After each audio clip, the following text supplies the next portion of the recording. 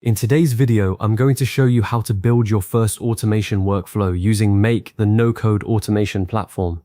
If you find this helpful, be sure to like and subscribe, and let's get right into it. First, let's understand what Make actually does. Make is a powerful no-code automation platform that connects different apps and services together. Its whole purpose is to help you automate repetitive tasks so you don't have to do them manually, saving you time and reducing errors. To get started, you'll need to create a free account by visiting the Make website. Just sign up with your email, verify your email address, and log in. Once you're in, take a moment to explore the dashboard. You'll see the main sections, scenarios where your workflows live, templates which are pre-built workflows you can use, connections where you manage your linked accounts, teams for collaboration, and history where you can review what your automations have done. Now, it helps to learn a few common terms. A scenario is a complete automation workflow. A module is a single app action or trigger within that workflow. A trigger is what starts the workflow, and an action is what performs a task. A connection links your app account to Make, and a filter controls which data is allowed to continue through the workflow.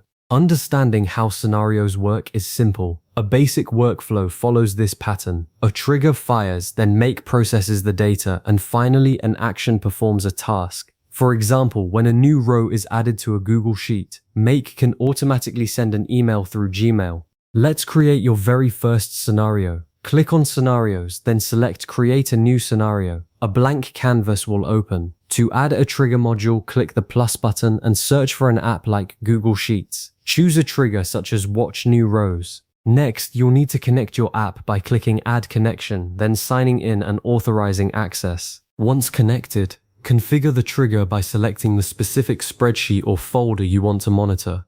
Now add an action module by clicking the plus icon after the trigger. Select another app like Gmail and choose an action to perform, such as send an email. Configure the action by choosing the destination resource, like an email recipient. The key step is mapping data between apps. Connect trigger fields to action fields, for example, mapping the name field to the customer name field, and the email field to the email address field. Once everything is set, click Save. To test your workflow, click Run once, then generate some sample data in the source application.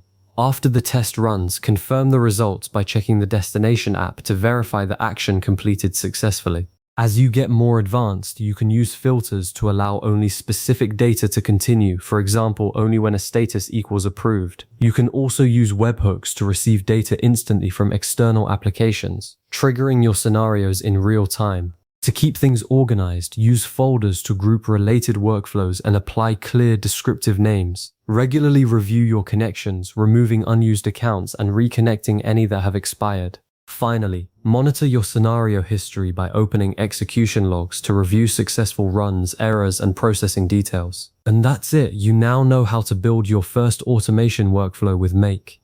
Thanks for watching, and happy automating.